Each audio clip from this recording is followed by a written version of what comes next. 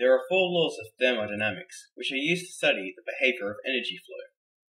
The 4 laws of thermodynamics are called the zeroth, the first, the second, and the third. The zeroth law states, if system A and system B are in thermal equilibrium with system C, then system A is in thermal equilibrium with system B.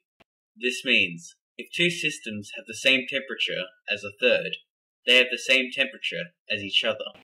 If I have a bucket of cold water, a cup of hot coffee, and a bucket of mercury, and I put the cup of hot coffee inside the bucket of cold water, eventually they will become the same temperature.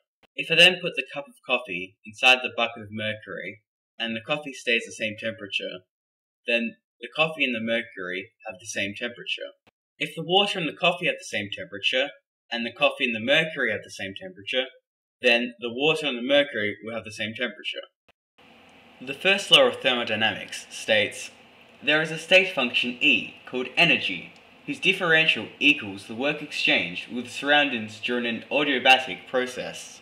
This means energy can neither be created nor destroyed, it can only change forms. A battery contains chemical energy. When it is plugged into an electronic device, such as a lamp, that chemical energy is converted into electrical energy, which then powers the light.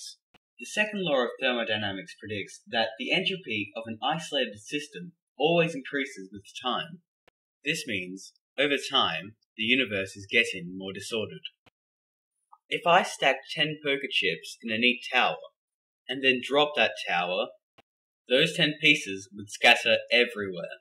As the tower hit the table, some of its kinetic energy was lost through sound and heat. The remaining kinetic energy was then used to propel the individual chips away from the table. The third law of thermodynamics states, as temperature approaches absolute zero, the entropy of a system approaches a minimum. This means that absolute zero is unobtainable. If a body's temperature was to be close to absolute zero, the air around it would be warmer. Thus, the heat from the air would be distributed to the body.